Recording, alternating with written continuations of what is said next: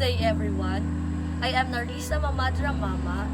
Today, I am going to discuss with you the advanced binding and some binding typology from the book An Introduction to Syntactic Analysis and Theory, first edition by Dominic Sportichet, Hilda Koopman, and Edward Stepper. My focus here is to discuss basics, reminders about binding, reminder about Principle A, subjects and tense clauses, VP shells and binding theory, binding variation and typology of mainland Scandinavia, Danish, Norwegian, Swedish, Iceland, and Chinese. As we saw in the previous lesson, we need to distinguish between several types of expressions: anaphors, reflexive or reciprocals, self, each other, one another, pronouns, she, they, me, his, etc. Everything else which we called our expressions. Among our expressions, we distinguish between referential expressions which point to some real or imaginary, concrete or abstract, object, and non-referential expressions which do not. Co-indexing between referential expressions means co-reference. The reason why we distinguish among these expressions is that they behave differently from each other. We can see this by looking at co-indexing possibilities in simple cases.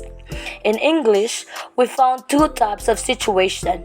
First, there are contexts in which anaphors require co-indexing, while pronouns and our expressions prohibit it. Second, there are contexts in which our expressions prohibit co-indexing, while anaphors and pronouns allow it. The first case shows that anaphors have some property A and that the other two do not. The second case shows that our expressions have property R, which the other two do not. No binary distinction will suffice to describe this, as the following table illustrates. To account for the behavior of these expressions, we began with a formulation of the binding conditions, roughly as follows. Some preliminary definitions set the stage. A DP1 is bound by another DP2 just in case DP2 C commands DP1 and they are co-indexed. A DP which is not bound is free. Node A C commands node B if a non-reflexive sister of A reflexively contains B. We say non-reflexive sister to emphasize that no node is its own sister in this sense. But on the other hand, every node reflexively contains itself. The domain of a DP pronoun is the smallest XP that is a subject and that contains the DP. The domain of a DP anaphor is the smallest XP that has a subject and that has a DPC commanding the anaphor. Then, we can formulate the binding conditions as follows. Principle A, an anaphor must be bound in its domain. Principle B, a pronoun must be free, not bound in its domain. Principle C, and our expressions cannot be bound. So, here are a number of sentences with pronouns and anaphors. The binding principle should be able to predict their status. We can survey the predictions of this first proposal in the table shown. In italics, we indicate the anaphor or the pronoun and its antecedent. Then we list the actual status, standard judgments given in the literature, and the predicted status, what the binding principles say about these structures. We see that some sentences, however, do not behave as predicted. Some of these were already discussed, but others have stopped behaving as predicted because we modified the syntactic structures with the introduction of BP shells. We will consider some of these now. First, we will discuss problems we encounter with Principle A without taking into account BP shells. Then we return to the question of how to incorporate shells in our treatment of both Principle A and Principle B. We can face two kinds of problems. good sentences that are excluded, and bad sentences that are allowed. The latter requires us to think about how to adjust our predictions but are less threatening than the former. They warrant investigation, of course. Their defiance could be due to some unknown principle. The former requires our immediate attention. If we exclude good sentences, it means that some of our principles are too strong. They exclude too many sentences, and we must reformulate something somewhere. So, a case of the former type was discussed.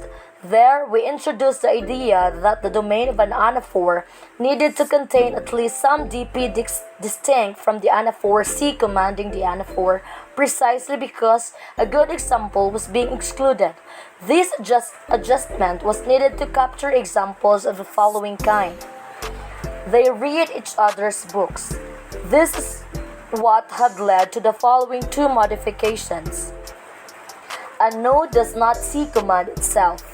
The domain of a DP anaphor is the smallest XP that has a subject and that has a DP C commanding the anaphor. This change is a welcome consequence for such a well-formed example as the following, which is a part of the table. The boys bet that pictures of each other or themselves would be selected. As you should be able to check, both of the above modifications are required to prevent it from being excluded. This sentence is fine despite the fact that the anaphors are inside the tense clause complement of the verb bet and their antecedent is outside of it. We can also gain some insight about what is going on by looking at what happens in other languages. This is what Luigi Ricci, an Italian linguist, currently professor at the University of Siena in Italy, did in 1990. He discovered an interesting effect that we will call the anaphor agreement effect. The effect is this. When we look at English, it seems that the anaphors that appear as the subject of tense clauses are excluded. But an examination of some cross-linguistic data suggests that this is not the right generalization. Rather, what seems to matter is whether or not an anaphor triggers normal visible agreement on T as it does in English. But when it does not, as in Khmer, Vietnamese, Chinese, Korean, and Thai, it is fine and is allowed to seek an antecedent outside its clause. The anaphor agreement effect. Anaphors are prohibited from positions triggering agreement on T. The reasoning can be illustrated by the following Italian data from Ricci. Here we have a dative subject, allora, binding a genitive anaphor, dice, strise, complement of the verb, and a tense verb carrying third singular agreement. Italian shows the object of the verb to be nominative as well, in which case agreement on T must be obligatorily plural, as indicated in there. So in this situation, the object cannot be an anaphor, as shown in the second sentence. We show the same effect with the DP with different person and number features in a different verb. There are many superficial counterexamples to the anaphor agreement effect. For example, it has been reported that Tamil, Modern Greek, Georgian, Albanian, Jakaltic, Silayarias, and French exhibit configurations that violate it. So we now turn to the consequences of adopting the theory of VP shells for functioning of the binding theory. Recall that we motivated the existence of VP shells by looking at morphological properties, by looking at cases of verbs superficially taking two complements, or by looking at the interpretation of adverbs. We saw that even apparently simple transitive verbs like close, open, or dry had to be analyzed as involving a VP shell too. As a result, we adopted the idea that simple transitive verbs such as buy in John bought a book or invite in Athena invited Juno involve two VPs on one top of the other. One option that will not work is to do what we did with principle A. If we require the presence of a C commanding DP, this will correctly rule out sentence number 20, but will also rule out they like their books, as should to be easy to see. So we will adopt a way that will generalize straightforwardly to some more complex cases we will see later. The result we want to obtain is that the domain of the pronoun her is VP and not VP. This would exclude co-indexing of her and Athena, since her would be bound in its domain. To get this, let's modify the notion of domain as follows. If the domain of an anaphor of a pronoun contains a trace of a head, it must also contain the antecedent of this trace. Here are the new definitions for domain with the new requirement added. Note that we modified the definition of domain for pronouns and for anaphors, but we have only discussed the case of pronouns. We return to anaphors. It is clear how this revised notion of domain for pronouns would exclude the illicit co-reference. Now, the domain of a pronoun cannot be VP. Since VP contains the trace of V, it must contain V2. As a result, the smallest XP with a subject I, which contains the DP, and double I, which contains the antecedent of every head trace it contains, is VP as desired. Let's return now to the following case. They expect them to see Mary. Expect is a racing to object R2O verb, which means that it does not select its superficial direct object. Rather, this direct object is selected by some predicate in the infinitival complement clause. The binding facts further corroborate these earlier findings. To see this, let us evaluate the predictions that would be made by assuming that them is a subject of TP within a CP complement or not, in the kind of structure sometimes assumed for ECM complements. We would have the following partial structure shown without a CP here. Clearly, such a structure makes the wrong prediction regarding possible co-indexing between they and them. It should be clear that the domain of the DP them is TP. This predicts incorrectly that co-indexing between them and they should be allowed. If it were, this sentence should be able to mean they expect themselves to. What we need is for the domain of the pronoun them to be a constituent that contains the subject they or its race. This means the structure has to be different from the one mentioned. So let us think about the kind of structure we would assign to a sentence like they expect them. Given the discussion we had about the verb invite and the necessary disjoint reference between the subject and the object pronoun, we can postulate the following structural analysis. If this structure was somehow also part of the structure for sentence 23, we would have the right prediction with respect to principle B. But there is an important difference between sentences 23 and 25. In the latter, them is selected by expect. In the former, it is not. This means that a structure like sentence 26 cannot be an underlying structure for sentence 25. This is a by now familiar situation. We would like a certain derived structure, but this derived structure cannot be an underlying structure. We have encountered this before, for example, in racing to subject structures, where the subject of a main clause is raised from an embedded clause position. By the same reasoning, this suggests that them has raised into its surface positions. Hence, rather that they trigger racing to object unlike other verbs taking infinitival complements. So we had already indicated the change for the notion of domain for anaphors that we repeat here. So the domain of a DP anaphor is the smallest XP with a subject, which has a DPC commanding the anaphor, and which contains the antecedent of every head trace it contains. Let us now see why the modification in 28b is required. Here is a table summarizing the problem created by introducing shells. We can illustrate this with the help of a tree for a sentence like he introduced himself to them. As before, we treat show as V plus V, but again, we do not worry about the parts as long as the V plus V equals show. And he introduced himself to them. DP2 is the anaphor that must be bound by DP1. This result follows even without the modification because the domain of an anaphor must contain a DPC commanding the anaphor.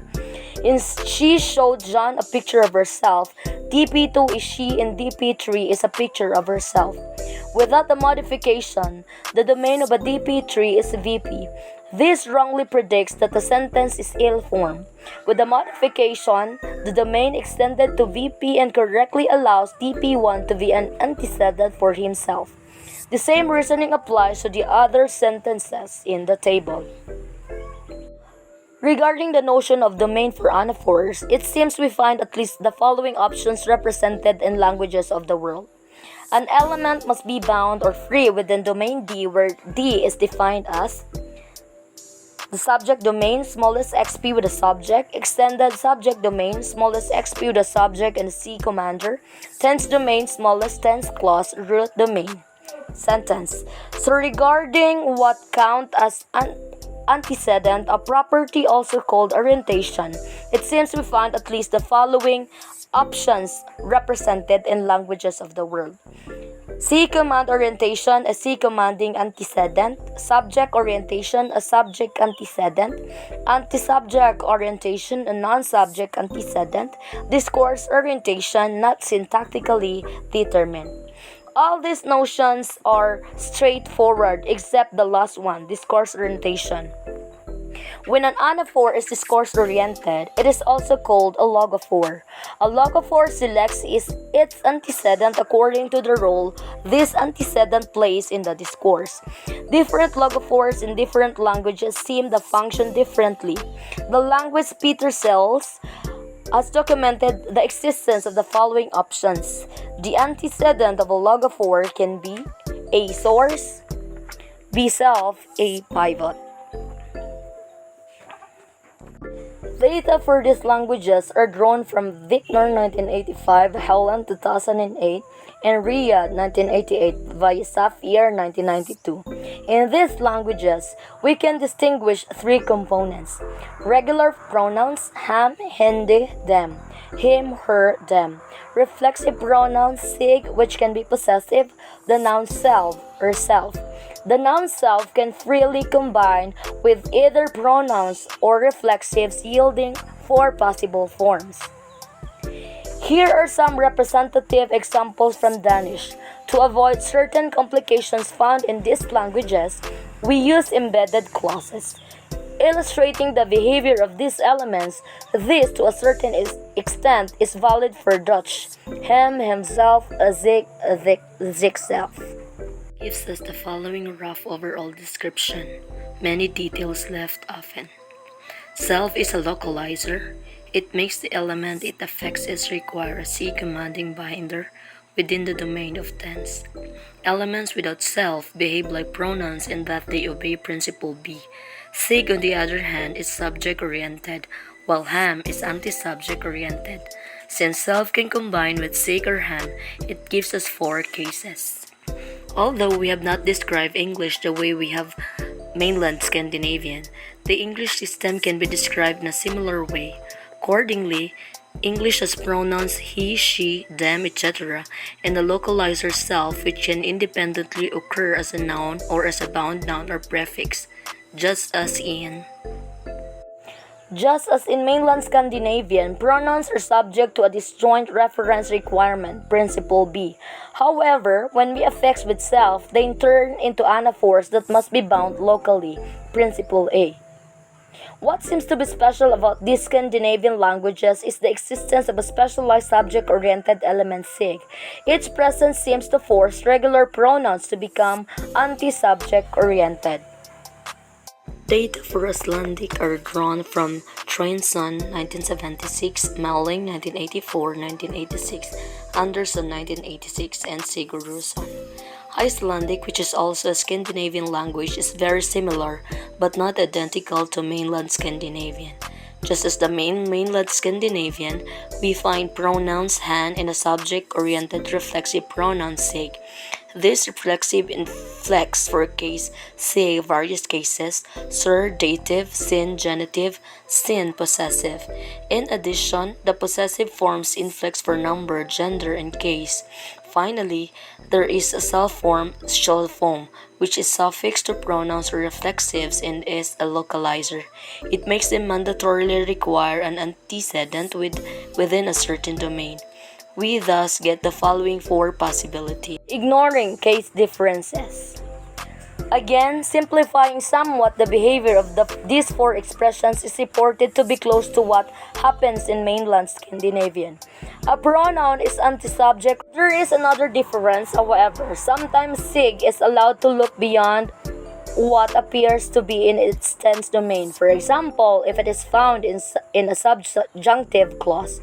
Thrain-Son 1976 provides the following sentences to illustrate this. In all three, sig is a direct object.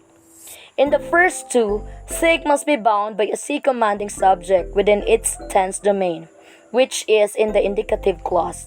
But as the third shows, sig take a long distance antecedent when the clause that contains it is subjunctive. In this case, the antecedent of sig does not have to be a sig commander.